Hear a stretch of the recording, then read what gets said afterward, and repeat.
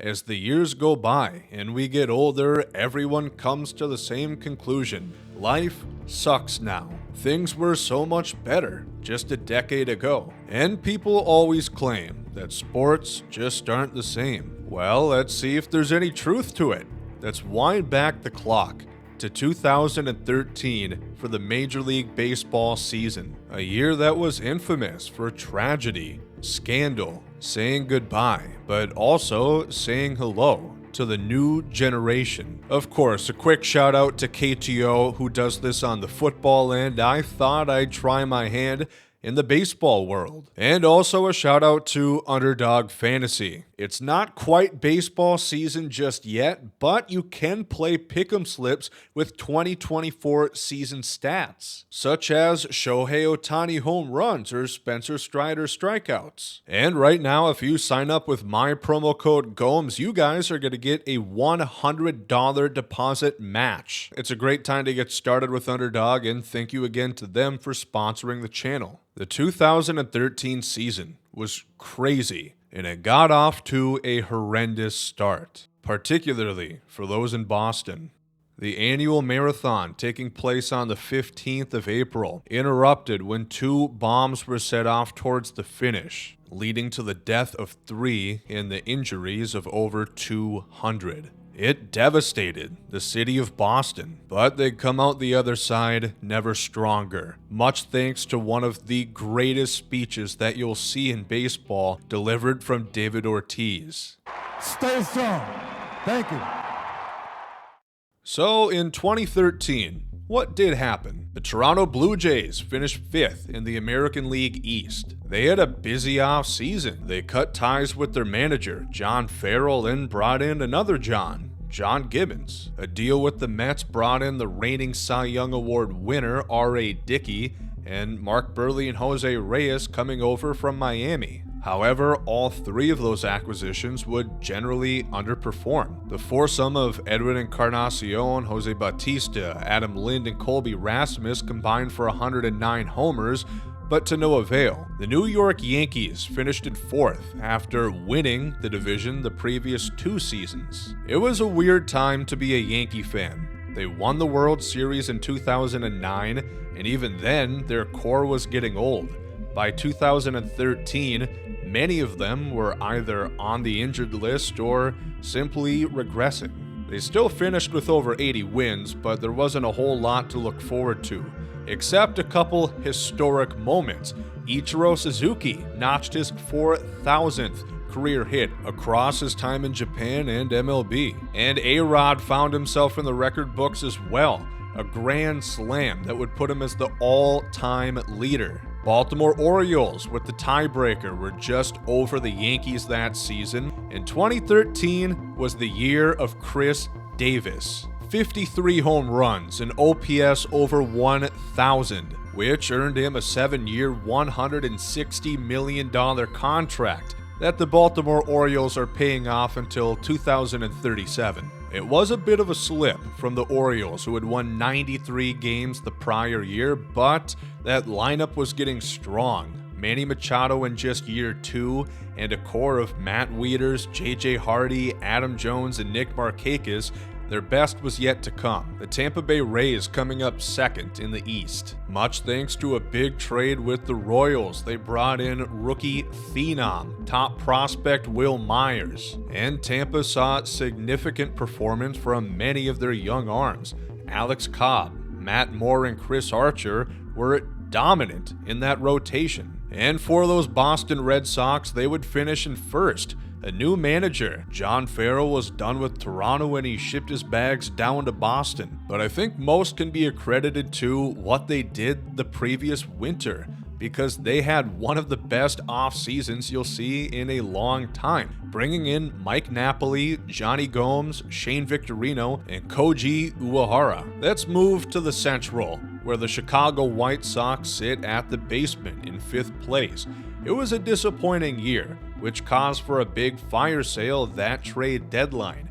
Jesse Crane, Jake Peavy, and Alex Rios are all shipped out of the South Side. There wasn't a whole lot to be excited about, except for the 2 24-year-olds at the top of that rotation, Chris Sale and Jose Quintana were fantastic. Minnesota Twins, just a notch above Chicago, they were already in the thick of their rebuilding. They traded away Denard Span and Ben Revere in the offseason and would later deal franchise cornerstone Justin Morneau to Pittsburgh that trade deadline. Take it from me, as a Twins fan, there was nothing to be happy about around this time. The Kansas City Royals in third place, their rebuild almost complete. That young core of Eric Hosmer, Salvador Perez, Lorenzo Cain, Mike Moustakas, Alcides Escobar. They extended Alex Gordon. And the trade they made with the Rays that offseason, giving up Will Myers, but I think it's an easy argument to win that the Royals got the better end of the deal,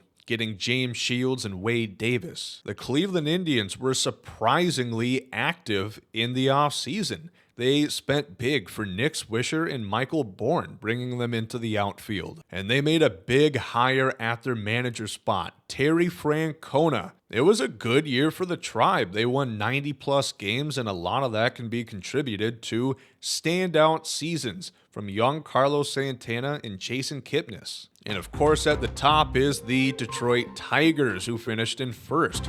This was now year 2 of Prince Fielder, but somehow that becomes an afterthought when you look at the rotation they had. Justin Verlander, Max Scherzer, Anibal Sanchez, Rick Porcello, Doug Fister. Miguel Cabrera coming off his Triple Crown win the year before, the first Triple Crown winner since Carl Yastrzemski. Miggy wouldn't win it this season, but somehow he improved on basically every metric. And wrapping up the American League, the Houston Astros. Yes, in the American League now. They finished in 5th. This was their 3rd consecutive year of winning less than 60 games.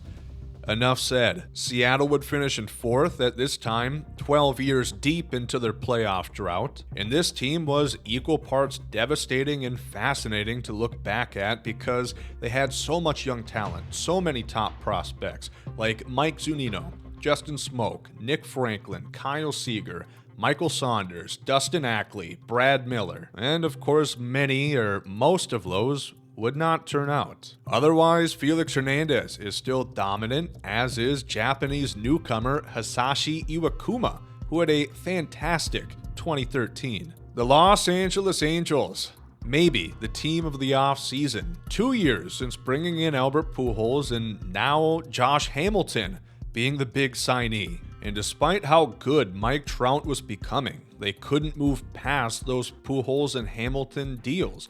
So much money tied up to players that are rapidly declining. The Texas Rangers, one last hoorah as they finished in 2nd place. Yu Darvish, now in year number 2. Big seasons from Adrian Beltre and Nelson Cruz would help lead the Rangers to 91 wins, putting them in a virtual tie with the Tampa Bay Rays, leading to a Game 163. The Rangers would lose, and Tampa would take that second wild card spot. And the first place Oakland A's, a very fun team to look back at. Josh Donaldson had become a star. Bartolo Colon's 2nd year in the Bay Area, as he had really revitalized his career at this point. He was the pillar of that rotation, which featured a ton of young talent. Ultimately, it was a masterclass of the Oakland Athletics doing what they do best, taking their farm system and developing them into great players. So, heading into the playoffs, it would be Boston, Detroit, and Oakland as the division winners,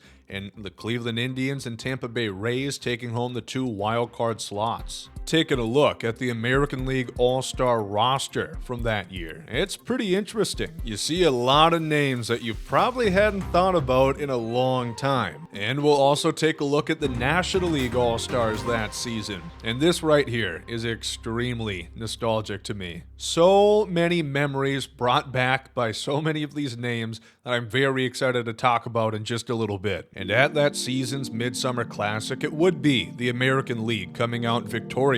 A low-scoring affair. The National League getting shut out 3-0. The MVP going to Mariano Rivera in his last All-Star appearance.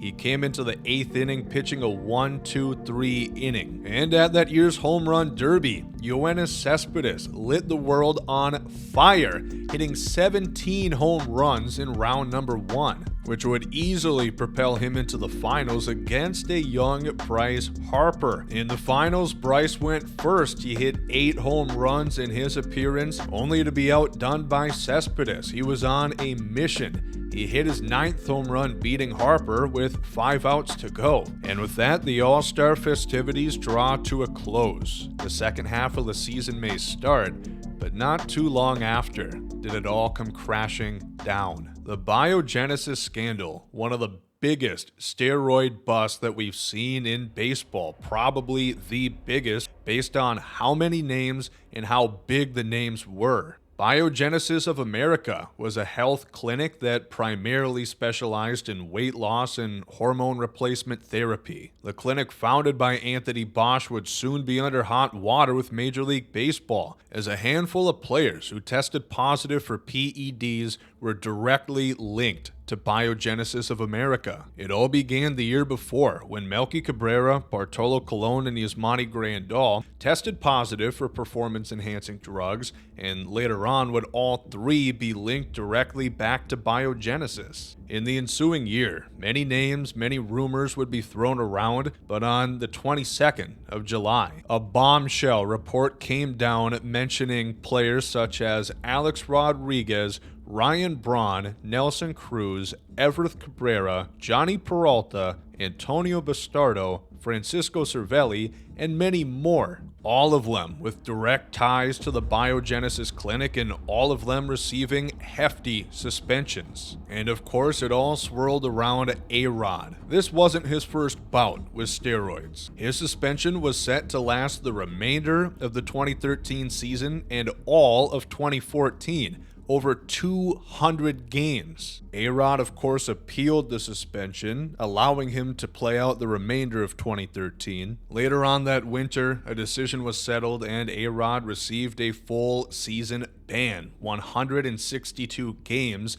At that time, the longest suspension ever given out. And from here, we'll talk about the happenings in the National League, starting off with probably the most compelling team of all, the Miami Marlins. The new look Marlins were under year 2 of a complete rebrand. A new logo, a name change, a new ballpark. Despite the new coat of paint, the Marlins are still the Marlins, and they did what they've done a handful of times. Between mid-2012 and mid-2013, the Marlins lost Anibal Sanchez, Omar Infante, Ricky Nolasco, Jose Reyes, Mark Burley, Josh Johnson, Emilio Bonifacio, and Hanley Ramirez, all within 365 days' time. And fans were rightly pissed. The team dropped 28.5% in fan attendance from 2012 to 2013. But even after selling off nearly their entire team, the Marlins had a lot to look forward to.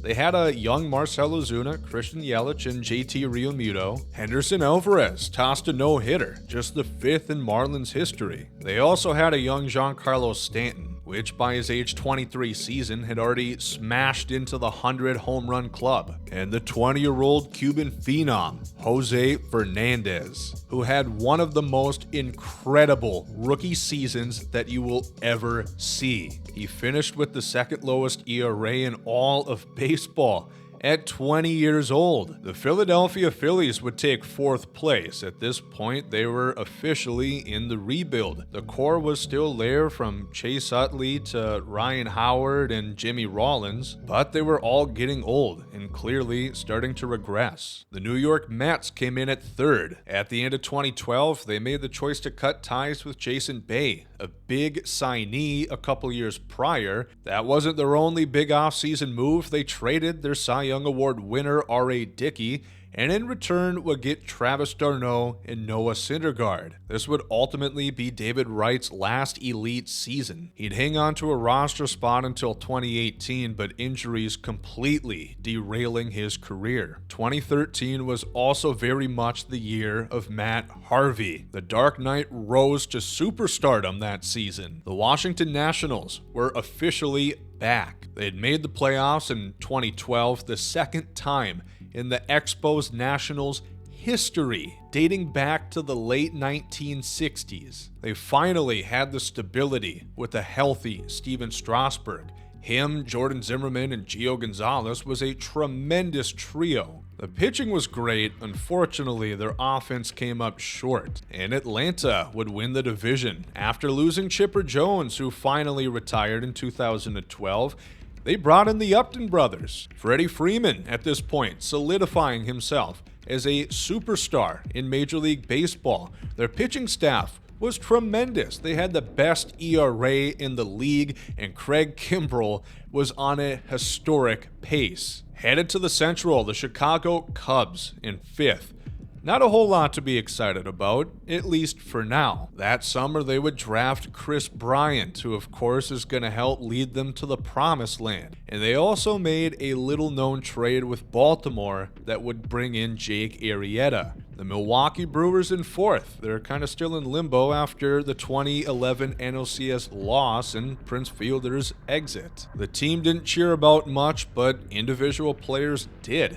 Jonathan Lucroy really started to show how good he can be. Gene Segura was an all-star. Carlos Gomez had a very good year. The Cincinnati Reds in 3rd place. They had made a big acquisition, getting in Shin-Soo Choo, a 3-team deal between Arizona and Cleveland. Between Choo, Joey Votto, Jay Bruce, and Brandon Phillips, they scored a ton of runs, and their pitching was also pretty damn good, number 4 in all of baseball. Highlighted by Homer Bailey, throwing the first no-hitter of the year on July 2nd. The Pittsburgh Pirates were finally back into prominence. Their first winning season since 1992. This, again, is a very fun team to look back at. Andrew McCutchen is in his prime. So much young talent on that roster between Garrett Cole, Starling Marte, Pedro Alvarez, Neil Walker. A couple big adds in the offseason, Russell Martin to play catcher and Francisco Liriano. That team was stacked, and they finally made it back to the postseason, although it would be the Cardinals winning the division against many odds. Chris Carpenter, Rafael Furcal, and Jason Mott all had season-ending injuries before game number 1. They won because they had lots of Matts. Matt Holliday, Matt Adams, and Matt Carpenter were tremendous in that lineup. Yachty, you know him for his catching, but he was hitting great in 2013. And in the rotation, Adam Wainwright was Cy Young caliber. He looked better than ever. And to the National League West, we look at the Colorado Rockies. They finished in 5th, but they started 13-4. But as always, with the team from the Mile High City, they had lots of guys with great offensive numbers. Troy Tulowitzki and Carlos Gonzalez rocked Coors Field. They brought in Michael Kadire from the Minnesota Twins, who would go on to win the batting title. The San Francisco Giants in 4th place. They were the reigning World Series champs. It was around this time that Matt Cain and Tim Lincecum started to tail off. But even in a rough season, Lincecum's going to show you how good he is, as he threw his first career no-hitter. Looking back at the 2013 Giants, it was an odd-numbered year. We should have known. The San Diego Padres got 3rd place in the division. There's not a whole lot to say here, but it is fun looking back at what could have been. Guys like Will Venable, Yonder Alonso, and Jed Jerko, particularly, I remember being quite high on. The Arizona Diamondbacks coming up in 2nd place that year, and Paul Goldschmidt gave you the first glimpse of why he's gonna be a Hall of Famer in the future. And in 10 years, some things never change. Inevitably, it's the Dodgers. 1st place. They had a very busy offseason. They brought in Zach Greinke, a huge contract that would work out very well for LA. They also added Hyun-Jin Ryu. 2013 was the year of Yasiel Puig. In just over 100 games, he lit the baseball world on fire. Of course, we know Clayton Kershaw, he was still great, but I want to remind people, because no one seems to talk about how good Hanley Ramirez was in Dodger blue. So for the National League, the division winners being the Atlanta Braves, the St. Louis Cardinals, and the Los Angeles Dodgers. Both the wild cards coming from the NL Central, the Reds and the Pirates both playing October baseball. Looking at who took home the individual hardware from that season, Rookie of the Year. In the American League, it was Will Myers in Tampa. And in the National League, Jose Fernandez, who edged out Yasiel Puig, which I think was the right choice. Puig was great, but Fernandez was even greater. Nonetheless, probably the greatest Rookie of the Year battle we've seen in a long time. The Cy Young Award would go to two future teammates. The Detroit Tigers' own Max Scherzer would win it for the AL, and in the National League, Clayton Kershaw would take home the honors. As for that season's most valuable, a little controversial in the American League side, as Miguel Cabrera won it over Mike Trout. And in the National League, it was Andrew McCutchen. His dominance helped propel the Pirates to their first playoffs in 21 years. And it was time to say goodbye to MLB's last number 42, Mariano Rivera officially retiring. It doesn't matter how much you dislike the Yankees or how tough you think you are, watching Derek Jeter and Andy Pettitte going to the mound, taking the ball from Mo, is gonna make you tear up. And so we move to the postseason. Wild card action. The Tampa Bay Rays shut out the Cleveland Indians 4-0. And in the National League, the Pirates worked so hard to get there. They weren't going to leave so soon. They beat Cincinnati 6-2. Detroit and Oakland would find themselves in a very entertaining series as it would take them to the brink. Detroit would edge them out 3-2, much thanks to a Game 5 dagger from Miguel Cabrera, and overall pure dominance from their ace Justin Verlander, going 15 innings, giving up 0 earned runs. As for Boston, it can just be seen as Game 1. They teed off for 12 runs and never really looked back as they'd beat Tampa 3-1. In the National League, the Dodgers would best the Braves. They had some big offense from guys like Carl Crawford, Hanley Ramirez, and Juan Uribe, but it came down to postseason Clayton Kershaw, who was great. 13 innings at a 0.69 ERA. As for Pittsburgh, they found themselves in a great spot. They're leading the series 2-1 against the Cardinals. Tied game 0-0 heading into the 6th.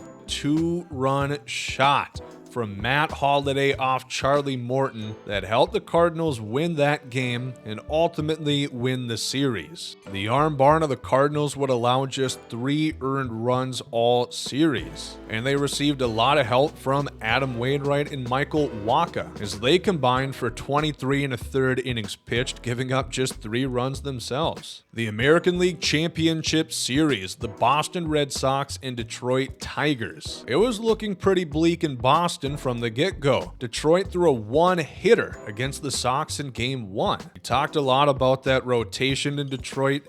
We didn't talk a whole lot about that bullpen. Down 4 in the bottom of the 8th, David Ortiz hits a grand slam to tie things up. Leading to the 9th after an error and a wild pitch, Boston would walk it off and tie the series. And history would repeat itself again in game number 6. Boston's down by 1. A grand slam in the bottom of the 7th off the bat of Shane Victorino, and the legend of Koji Uehara begins. Once more, we'd find ourselves in a low-scoring championship series between the Dodgers and Cardinals. Game number 1 going into extras. The 13th inning where Carlos Beltran hits a walk-off to give the Cardinals the early lead. Following that, Michael Wacha bests Clayton Kershaw in a 1-0 ball game that the Cardinals go up 2-0. Dodgers would take 2 out of the next 3. A great start from Hyun-Jin Ryu and Adrian Gonzalez's 2 homers in Game 5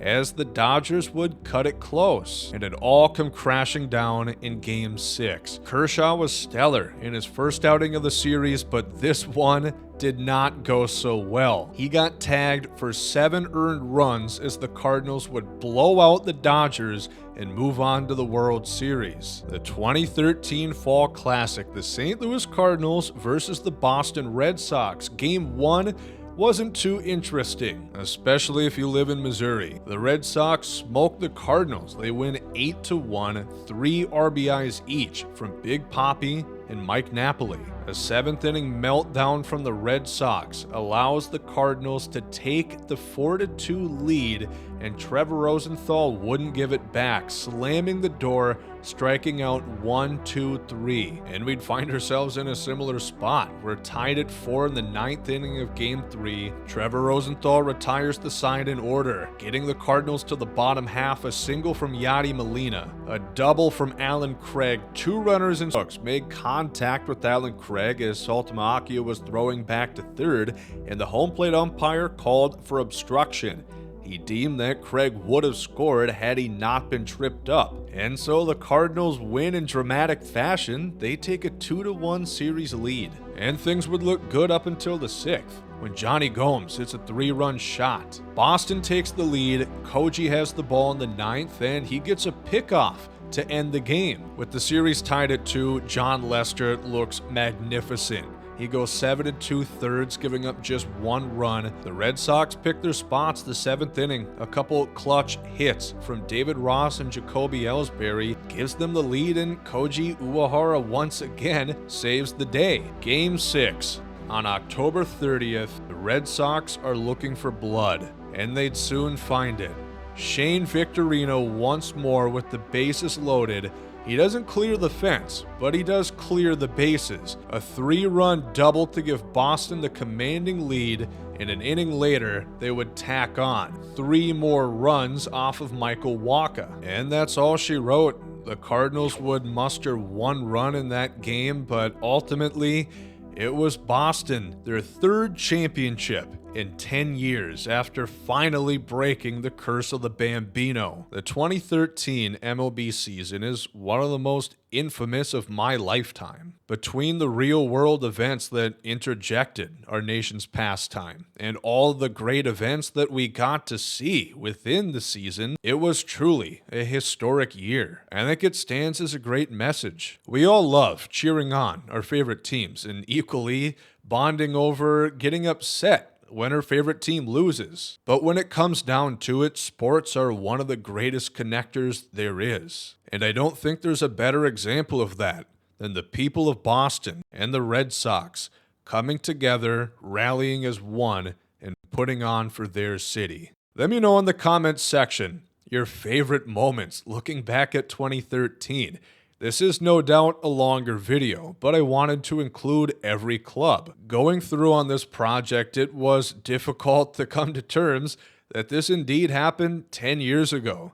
It sure as hell doesn't feel like it. I had so much fun going back and doing this video, and I really hope that you guys enjoyed it as well. If you did, I greatly appreciate leaving a like, subscribe to the channel if you guys are new, and happy holidays and Merry Christmas to you all.